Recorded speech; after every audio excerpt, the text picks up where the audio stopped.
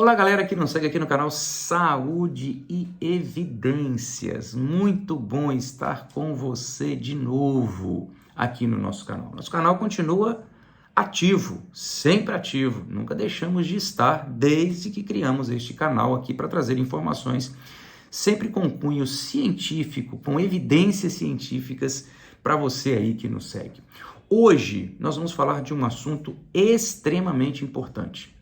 A gente sabe que muita gente hoje tem usado medicamentos para depressão, né? Não só para depressão, esses medicamentos que a gente trata aqui também, que a gente vai tratar aqui agora nesse vídeo, em outros aí que virão, numa série sobre o uso desses medicamentos, são utilizados também para tratar ansiedade, para tratar transtorno obsessivo compulsivo, né, para tratar transtorno de ansiedade generalizado, o famoso TAG, entre outros, né? Outros problemas, às vezes, um pouco mais, até mais comum que a depressão e que tem acometido uma parcela muito grande aí da nossa população, né? Mas esses medicamentos, principalmente esse grupo que a gente vai tratar aqui hoje, aqueles que são conhecidos como inibidores seletivos da recaptação de serotonina, que tem aí a fluoxetina, né, como seu protótipo, podemos dizer assim, mas existem muitos outros já no mercado, como a paroxetina, o citalopram, o escitalopram,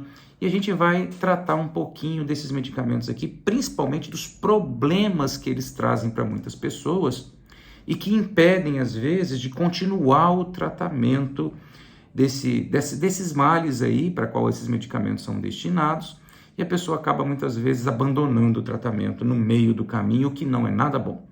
Bom, mas se você quiser saber detalhes sobre isso que eu estou falando aqui, para te ajudar, inclusive, no uso desses medicamentos, se for o seu caso, por exemplo, eu peço que você continue conosco aqui até o final deste vídeo.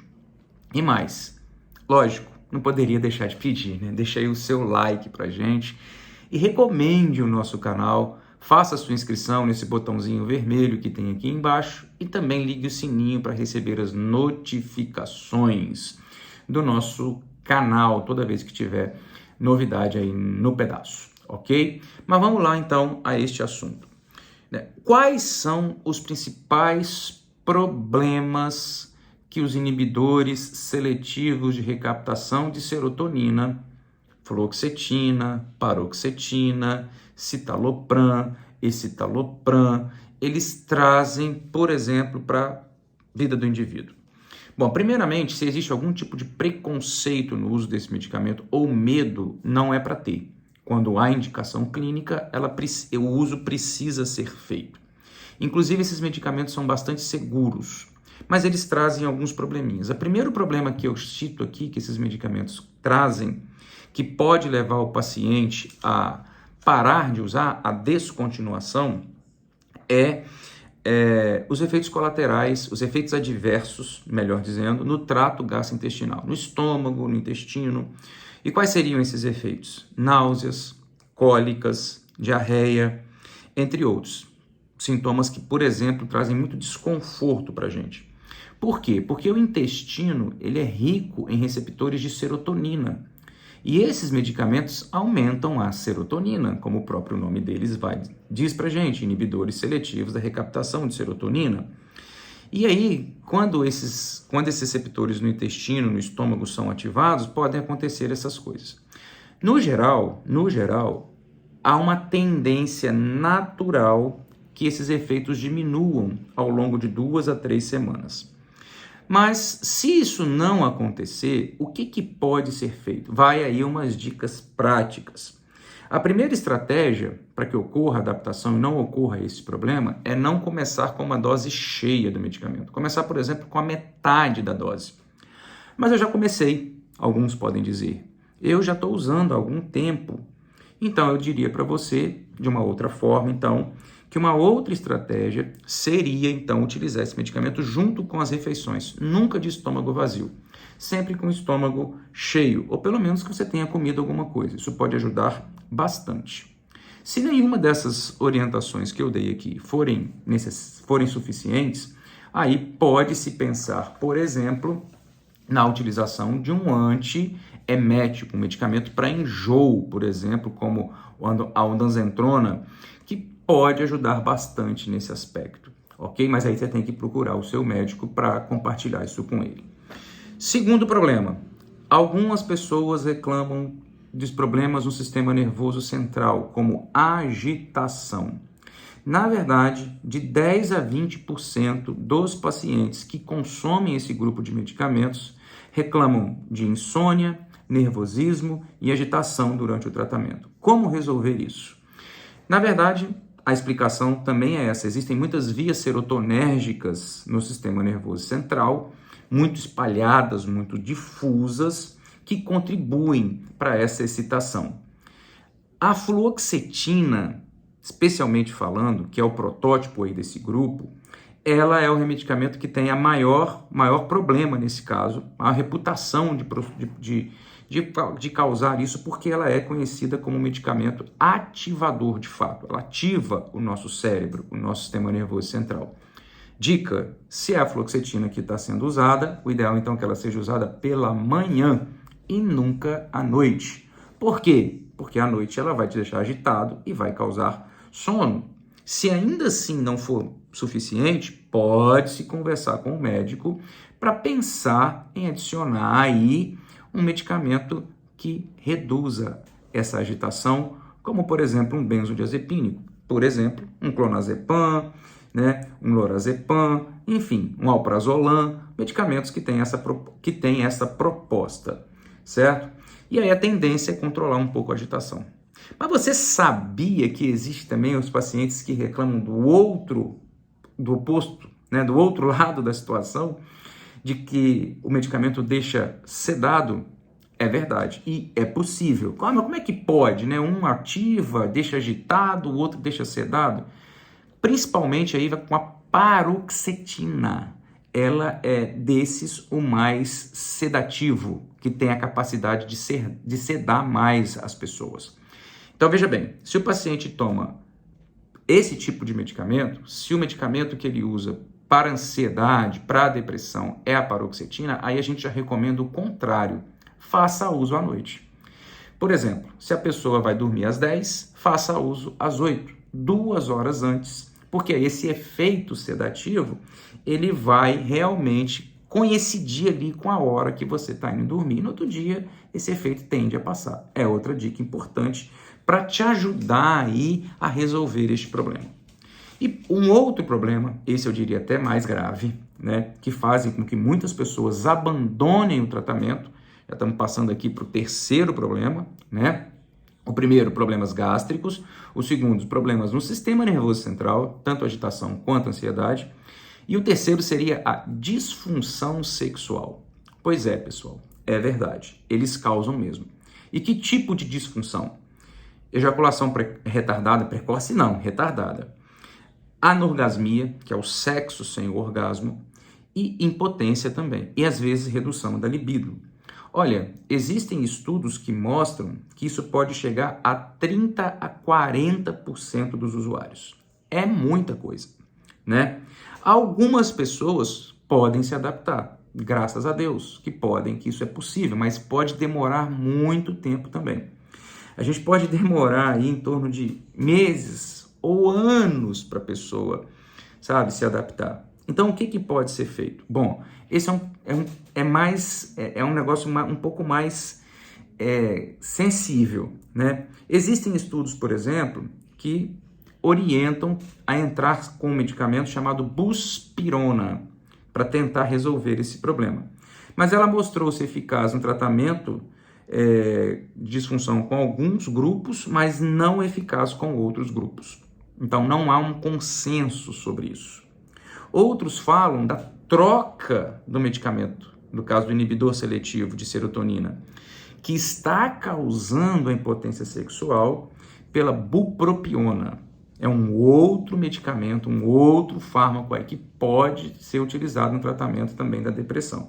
Só que também os estudos são controversos. Aliás, tem estudos que mostram efeitos positivos, já outros estudos não mostram efeitos positivos, e tem estudos que mostram efeitos positivos nesse aspecto com doses muito altas, 300 miligramas dia ou mais, o que pode resolver até o problema ou ajudar, mas não e trazer outros efeitos adversos, entendeu?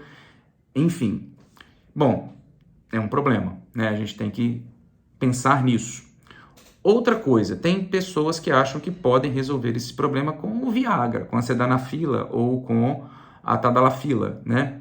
Mas existe aí uma controvérsia neste assunto, porque esses medicamentos que eu estou citando aqui, o famoso azulzinho, ele é para estimular a ereção.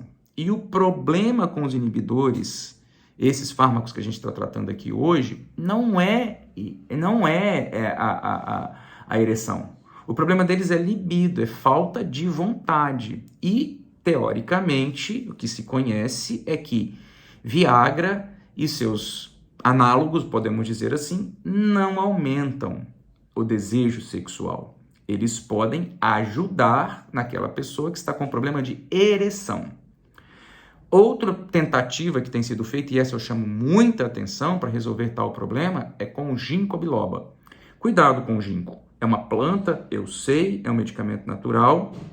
Entretanto, para se obter efeitos talvez positivos nesse aspecto, precisam-se de doses muito altas. E aí existem outros problemas, como, por exemplo, pode induzir sangramento, principalmente aquelas pessoas que já fazem uso de anticoagulantes. E no caso de idosos, pode levar, inclusive, ao desenvolvimento de confusão mental. Então, se você já faz uso de AS, por exemplo, para prevenção de doenças cardíacas, não é interessante misturar o ginkgo aí. Nunca faça isso. Nem, a não ser que você tenha ali o apoio, o acompanhamento do médico para tal, mas a gente não aconselha. Então, esse é um assunto delicado, o paciente tem que ter um pouco de paciência para tentar resolver, até às vezes mudando até o tipo de medicamento com acompanhamento aí do seu médico. E por fim, para encerrarmos hoje, existe também a questão muita gente fala que esses medicamentos podem induzir ao suicídio. Olha, não há nada, absolutamente nada comprovado a respeito disso. Na verdade, a maioria das vezes o que acontece é que quando o paciente, isso causa o suicídio quando ele começa a tomar esse tipo de medicação, na maioria das vezes é problemas residuais da depressão que ele tinha, dos problemas depressivos que ele tinha e que causaram esse tipo de coisa. Eu vou chamar a atenção para a fluoxetina novamente. A fluoxetina, como medicamento agitador ou ativador, melhor dizendo, do sistema nervoso central, ela pode causar um probleminha chamado acatisia. E aí, isso daí pode deixar a pessoa... Acatisia é a pessoa não consegue parar de se mexer, sabe? Aquela bateção de perna, mas é muito intenso. Quando a gente está falando aqui algo assim, fora dos padrões, né? A pessoa é uma agitação intensa, isso pode levar a pessoa, pode acontecer, né, disso estar relacionado com algum tipo de suicídio após o uso desses medicamentos. Mas aí existe tratamento para isso. Ou se substitui o medicamento, no caso a fluoxetina, ou se entra, por exemplo, com benzodiazepínico, né, um lorazepam, um clonazepam, um alprazolam, ou até mesmo um beta-bloqueador, como atenolol ou propranolol, que já ajuda muito a resolver esse problema. Mas assim, não há uma correlação, os estudos não mostram isso. Na verdade, o que os estudos mostram, essa questão de suicídio mesmo ali, né, por causa a impressão que dá é que o paciente estava deprimido e começou a usar o inibidor de seletivo de recaptação de serotonina e isso levou ao suicídio. Os estudos, no geral, a grande maioria, inclusive o estudo da FDA, não mostra, envolvendo 100 mil pessoas, 100 mil pacientes, mostrou que, na verdade, os pacientes que não eram tratados, eles tinham o dobro de chance, pessoal, de se suicidar. Então, o tratamento é importante, né? E às vezes, a maioria das vezes, o que a gente tem visto nos estudos é que não há uma relação direta entre o tratamento e o indivíduo estava deprimido, tratou, certo? E aí se suicidou. Na verdade, o tratamento é extremamente importante para que isto não aconteça, ok? Então, essas aqui são dicas importantes que eu deixo para você. Se tiver com dúvida, pode deixar aí o seu comentário, que a gente tenta ajudar. E se tiver com problema ainda grave com relação a esses medicamentos, que muita gente toma, não deixe de procurar o seu médico não, porque isso é muito importante. O que a gente puder ajudar aqui no canal, a gente também vai te ajudar. O que você não pode é simplesmente abandonar o tratamento no meio do caminho, sem o conhecimento do profissional que te acompanha. É isso aí, pessoal. Espero ter ajudado você de alguma forma. Lembre-se, o likezinho pra gente é importante. Ajuda aí a gente a divulgar o nosso trabalho. Espero que você fique bem e até a próxima aqui no canal Saúde e Evidências.